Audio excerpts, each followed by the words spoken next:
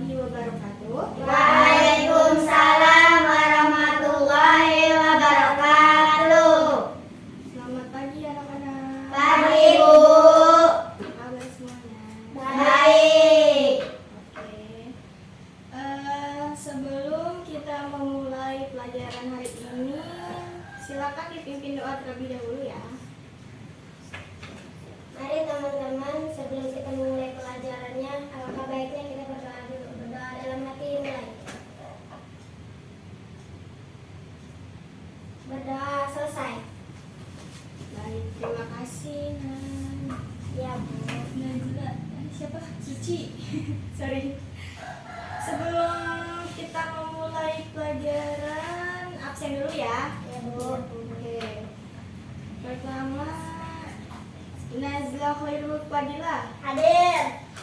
Nasya Oktala Biba Putri Nasyuro, Hadir. Najwa Rahmadani, Hadir. Suci Rahmadani. Hadir. Oke, hadir semua ya. Ya, Bu. Sebelum kita masuk ke materi, saya mau tanya dulu nih, apa masih ada yang ingat sebelum kita belajar apa? Materi teks prosedur. Iya, betul sekali Najwa. Jadi sebelumnya kita belajar materi teks Prosedur.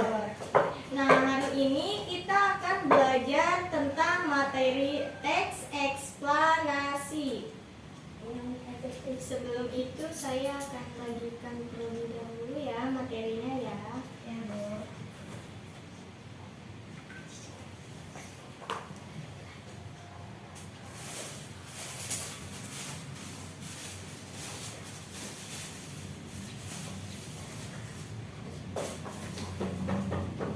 Ini berdua saja ya. Berdua ya? Iya, berdua. Jadi dilihat ya. Jadi kalian di situ bisa baca apa itu.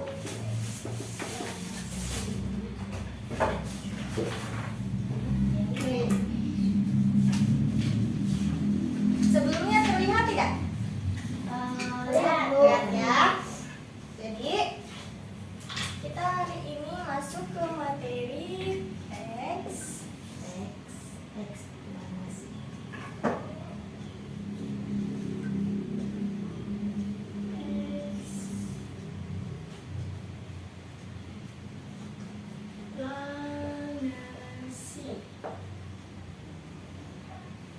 Apa sih teks eksplanasi itu? Suci, baca. Silakan. Apa teks eksplanasi itu?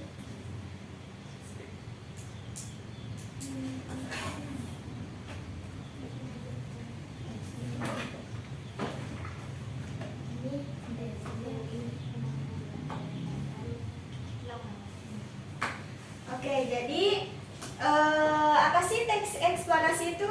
Suci, bisa dijelaskan? Teks eksplanasi adalah teks yang isinya menjelaskan terjadinya suatu proses peristiwa atau fenomena. Ya, betul, tepat sekali ya. Jadi, teks eksplanasi adalah jenis teks yang digunakan untuk menjelaskan suatu fenomena atau peristiwa secara rinci.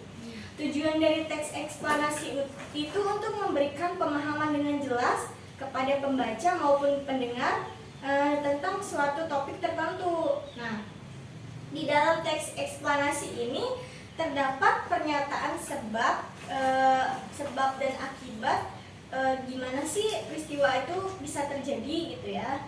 Nah, fenomena yang sering terjadi itu adalah fenomena alam dan fenomena sosial. Contoh pada fenomena alam sendiri itu gimana sih hujan bisa terjadi atau gimana sih terjadinya petir gitu ya. Bisa juga dengan gambar di sini. Bisa kalian lihat di materinya. Viral fenomena alam unik di Wonosobo, alam berbentuk V berwarna kuning. Lalu juga ada ledakan aneh mengubah langit Turki berwarna hijau, warga mengira UFO. Nah, selanjutnya untuk fenomena sosial itu bisa bersifat fenomena sosial sosial yang positif dan fenomena sosial yang negatif. Nah, contoh dari fenomena sosial yang positif itu adalah aksi solidaritas. Waktu pandemi itu kan banyak sekali orang-orang yang mengumpulkan dana untuk mereka yang terkena dampak pandemi ya. Misalnya itu seperti orang yang terkena PHK, bisa juga kepada ojek online atau juga kepada usaha-usaha yang terkena dampak pandemi juga waktu itu ya. Sedangkan untuk fenomena sosial yang negatif itu salah satunya bullying atau perundungan. Lalu juga ada kemiskinan. Terus selanjutnya itu ada kenakalan remaja. Nah, lalu ada juga penyalahgunaan media sosial. Masih banyak lagi ya terkait fenomena sosial yang negatif. Jadi setelah kita mengetahui kita mengetahui fenomena sosial, pasti ada sebab akibatnya itu gimana sih gitu ya. Nah, kenapa kita perlu mempelajari teks eksplanasi? Agar kenapa sih kita harus mempelajari teks eksplanasi? Agar kita dapat tahu nih fenomena-fenomena tersebut itu akibatnya tuh sebabnya itu apa gitu, dan kemudian akibatnya terhadap kita atau mungkin terhadap masyarakat, bisa juga terhadap lingkungan itu seperti apa gitu ya. Dan ketika kita sudah mengetahui hal ini, jadi kita juga tidak akan termakan hoax atau berita bohong gitu. Seperti contohnya pada gambar yang tadi. Nah, gambar yang tadi itu kan awan berbentuk V ya, berwarna kuning emas. Ya, betul sekali. Nah, misal kita tidak tahu itu tuh apa ya, jadi kita akan menganggap bahwa itu adalah apa ya? Itu adalah bidadari yang sedang berjalan-jalan gitu ya, atau yang sedang membuat rute di awan sana gitu ya. Bisa juga kita menganggap bahwa itu, wah itu pasti ada kembaran dari naga susu beruang gitu ya. Nah, berbeda dengan langit di Turki gitu. Langit di Turki itu tadi misal kita menganggap juga kalau itu adalah alien yang sedang membawa UFO untuk menyerang bumi dan menyerang manusia. Itu bahaya sekali ya ketika kita menganggap bahwa hal itu tuh adalah alien yang akan menyerang bumi. Tapi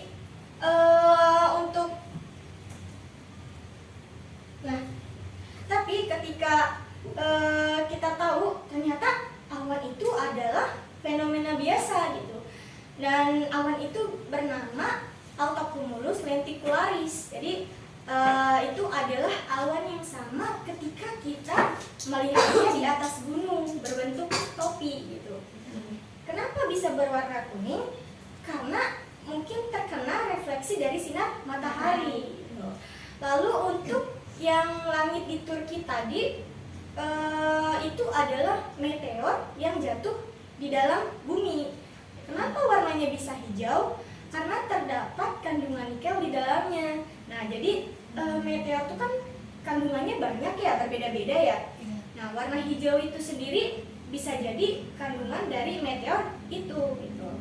Nah, jadi ketika kita sudah tahu hal ini tuh dengan jelas gitu ya, dengan pasti, jadi kita tidak akan mudah termakan oleh hoax atau berita hoax atau berita bohong. Selanjutnya ada ciri-ciri teks eksplanasi. Nah, yang pertama itu menyajikan fakta atau informasi yang jelas ya. Nah, tadi sudah dijelaskan ya bahwa teks eksplanasi itu adalah teks yang berdasarkan oleh fakta, bukan opini dari seseorang maupun dari saya gitu. Jadi dia tuh harus benar-benar dari fakta gitu ya. Tidak boleh kita membuat praduga kita sendiri gitu. Lalu misal kita membuat praduga sendiri, ada kejadian langit. Langit kan emang terjadinya tuh karena ada air yang terkena cahaya lalu membentuk spektrum pelangi gitu ya. Tapi berbeda dengan orang zaman dahulu, yaitu mengira bahwa itu adalah seekor naga yang turun minum air atau mencari air gitu ya, atau sekedar untuk turun ke bumi gitu ya.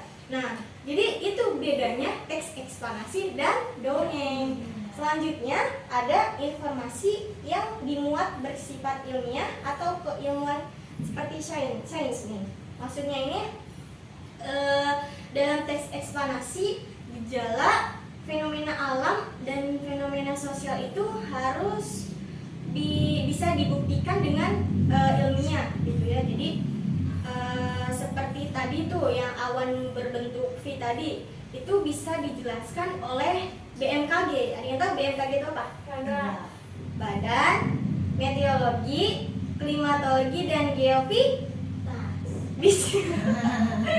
Geofisika. Lalu selanjutnya ada bersifat informatif. Nah, jadi di sini asiknya belajar teks eksplanasi itu, karena ketika kita membuat teks eksplanasi lalu kita bagikan kepada orang lain, itu orang lain akan mendapatkan informasi yang benar gitu. Jadi si orang tersebut, si pembaca tersebut atau mereka yang mendengar itu tidak akan termakan oleh hoax atau berita bohong. Selanjutnya ada temanya memuat hal umum. Nah, jadi temanya ini bersifat umum. Nah, biasanya fenomena atau gejala alam maupun sosial ini dibahas itu di dalam kehidupan kita sehari-hari gitu ya. Ya, jadi pembahasannya itu sebenarnya enak, tidak terlalu berat. Karena teks eksplanasi itu ya itu tadi menggunakan bahasa yang mudah dipahami oleh orang lain. Selanjutnya ada terdapat bench makers atau penyampaian urutan. Nah, jadi di dalam teks eksplanasi ini ada yang pertama, kedua, ketiga, keempat, itu dan seterusnya ya. Selanjutnya struktur teks eksplanasi. Yang pertama itu ada pernyataan umum. Nah, di pernyataan umum ini berisi dasar atau awal perkenalan tentang fenomena alam maupun fenomena sosial yang akan kita bahas gitu. Lalu kita menyajikan tujuan dari penulisan kita tuh apa sih? Lalu selanjutnya ada sebab akibat. Nah, di sebab akibat ini isinya tentang detail proses terjadinya fenomena itu mulai dari awal sampai akhir, kenapa fenomena tersebut bisa terjadi. Lalu yang ketiga itu interpretasi atau sama aja dengan kesimpulan. Jadi ini tuh kita akan menyimpulkan gitu ya. Kita akan menyimpulkan fenomena yang tadi kita sudah jabarkan di awal ya, mulai dari pernyataan umum, sebab akibat, kemudian si interpretasi ini menyimpulkan. Selanjutnya ada kaidah kebahasaan. Coba materinya kaidah kebahasaan. Nah,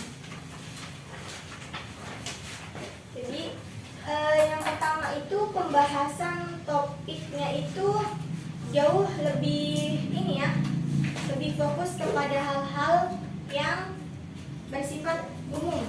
Contohnya seperti gempa bumi, gunung meletus, tsunami, longsor gitu ya. Lalu yang kedua menggunakan istilah-istilah ilmiah seperti yang tadi sudah dijelaskan ya. Nah, misalnya gempa bumi ini kita akan mendengar atau membaca skala Richter, atau tadi seperti fenomena alam. Ternyata fenomena alam si awan ini dia punya nama, yaitu namanya Altocumulus lenticularis gitu. Nah, itu kan merupakan kata-kata yang bersifat ilmiah. Lalu selanjutnya ada menggunakan kalimat pasif. Nah, menggunakan kalimat pasif ini terdapat imbuhan di, terkam, ke an dan ter. Contohnya itu seperti kalimat ibu sudah salah. Contohnya seperti ikan sudah digoreng oleh ibu. Nah, dari kalimat digoreng itu adalah kalimat pasif. Selanjutnya ada sering menggunakan verba material dan verba relasional. Coba Najla, apa itu verba material? Dibaca. Verba material. Apa itu verba material? Coba dibaca.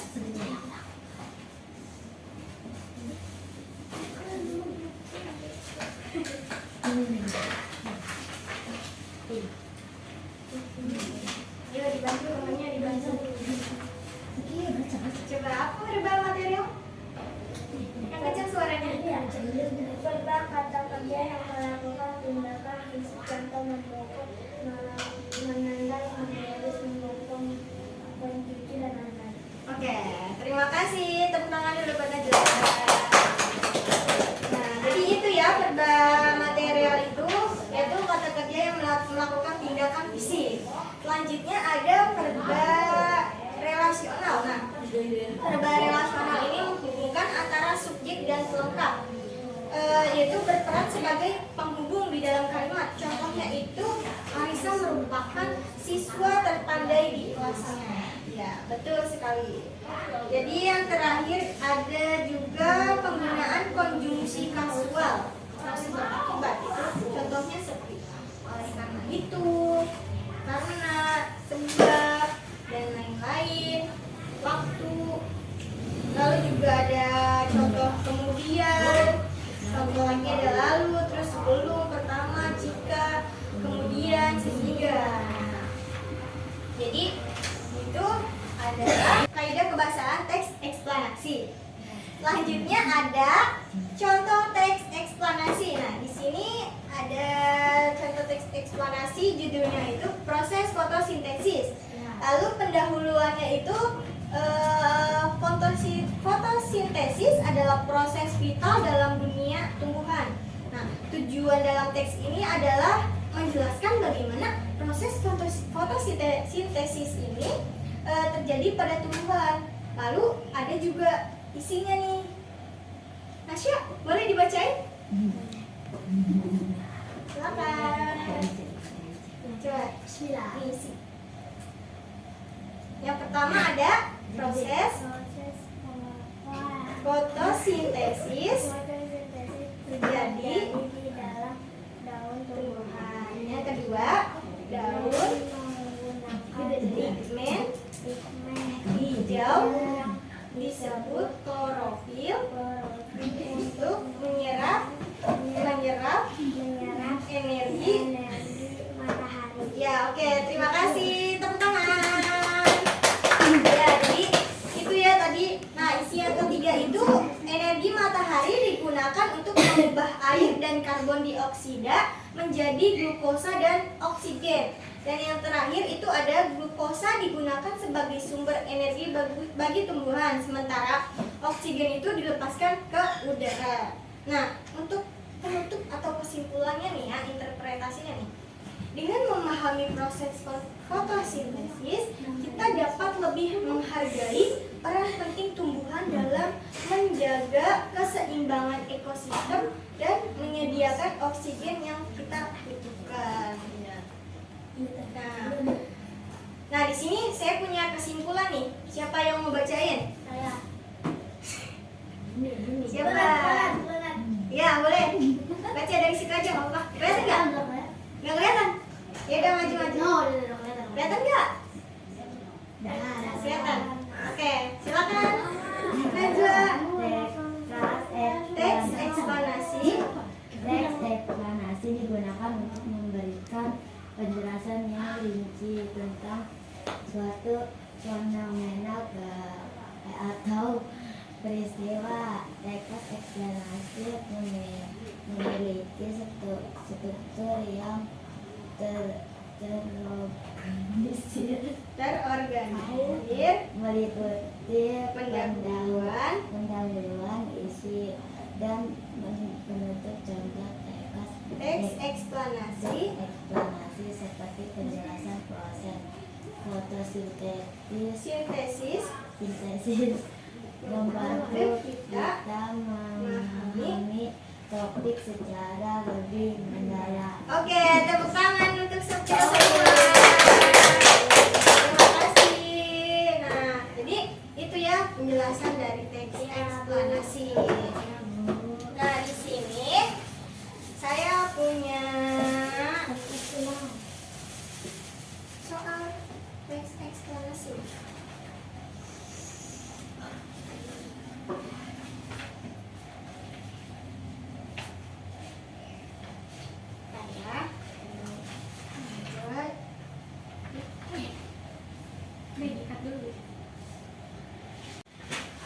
Nah, jadi tadi sudah dibagikan ya dari soal teks eksplanasi. Kalian isi, nah jadi nanti kalian cari pernyataan umumnya itu paragraf berapa, terus bagian isi atau sebab akibatnya itu dari paragraf berapa sampai paragraf berapa, dan terakhir itu ada interpretasi ya gitu. Kalian membuat kesimpulan dari teks eksplanasi itu. Ya. Oke, dikerjakan sekarang ya, bisa dimulai. Diberi waktu 5 menit untuk pengerjaannya. Selesai dulu.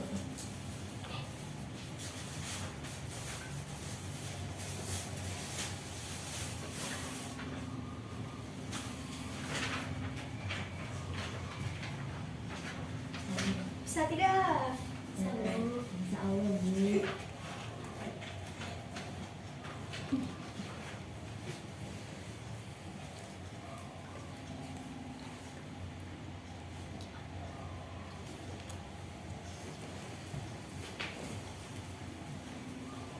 Sudah ada yang selesai? Udah, Bu. Udah, Bu. Udah, Bu. Boleh dikumpulkan? Boleh. Silakan. Titik.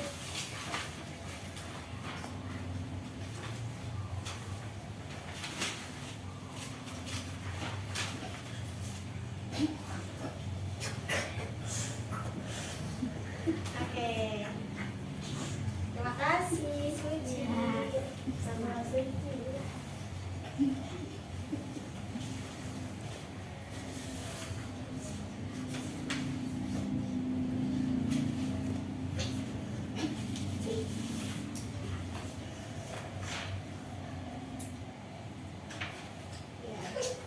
Sudah bagus ya. Iya, Bu. Sebelum itu apakah ada yang mau ditanyakan? Saya Bentar ya.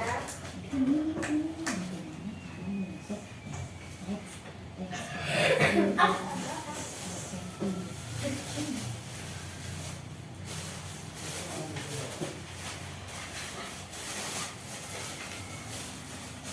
bentar. Hanya duduk gak apa-apa ya? Iya.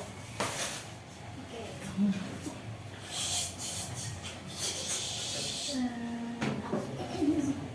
Jadi,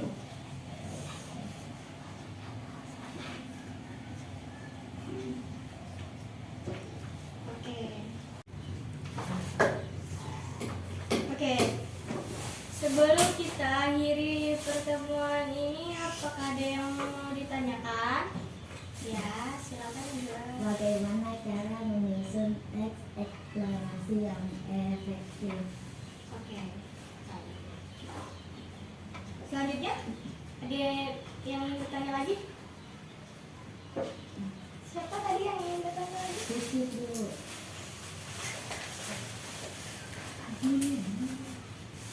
Suci Halo. bertanya tidak? Ini, Bu. Saya menanyakan jenis informasi yang biasanya disajikan dalam teks Eksplanasi. Ya. Oke. Ada lagi? Ada, Bu. Siapa? Ada, kan? Tanya apa? Aduh, Bu, itu ada jelas tuh, Bu. Orang gitu. Oke, silakan. Apa sih?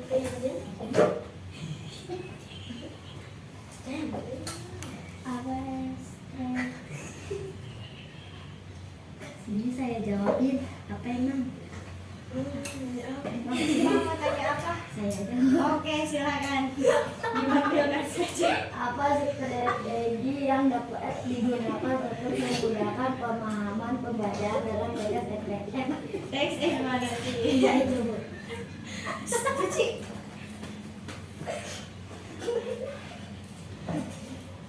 Oke, sudah ya. Sudah ya, tidak ada tanya lagi ya. Iya Bu. Emang Bu ini belum bisa baca Bu. Gak boleh gitu.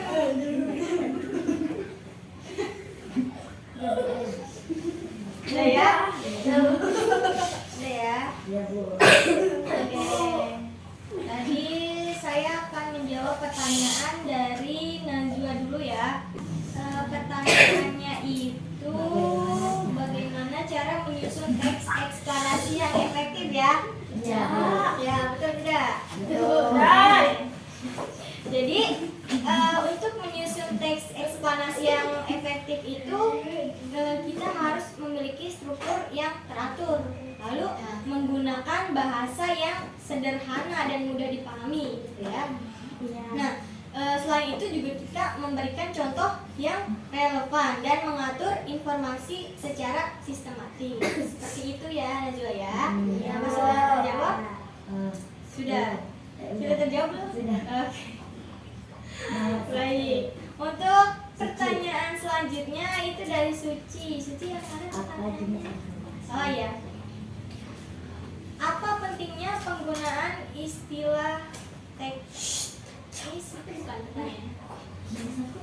Oh, salah. Itu pertanyaannya Apa jenis Najwa ya? informasi? Saya. Oke.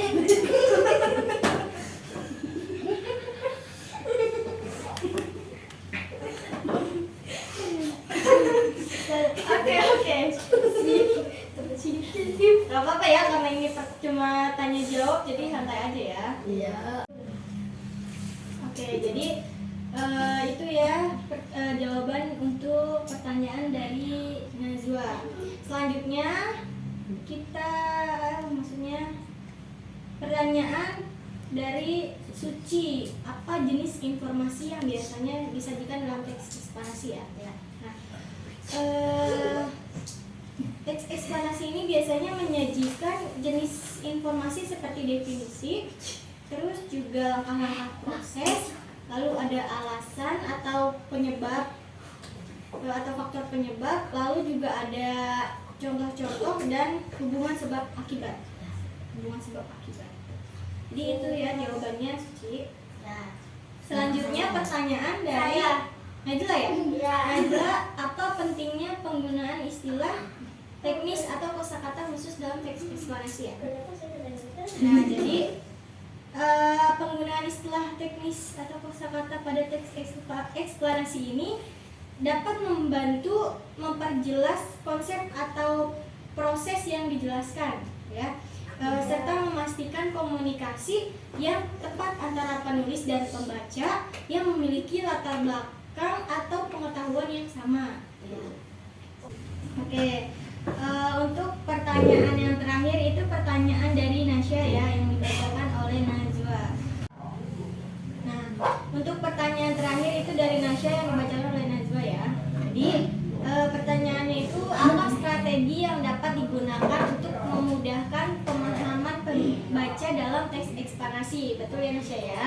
Nah, jadi beberapa strategi mudah itu dapat digunakan untuk memudahkan pemahaman pembaca dalam teks eksplanasi. Antara lain itu menggunakan analogi atau perbandingan, lalu juga menghindari penggunaan bahasa yang ambigu, lalu juga menyediakan gambar atau diagram yang mendukung, dan memberikan langkah-langkah yang terperinci jika berkaitan dengan proses.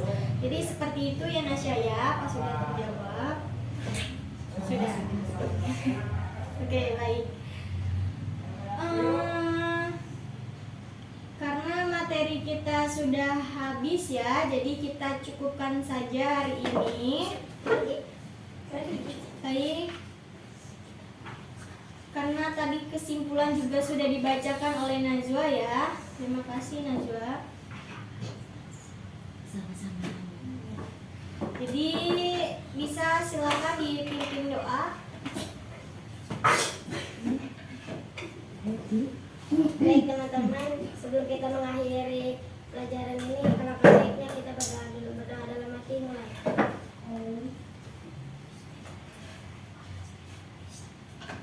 Berdoa dalam hati. Berdoa selesai mengucapkan salam. Assalamualaikum warahmatullahi wabarakatuh. Oke. Bisa silakan rapi-rapi dan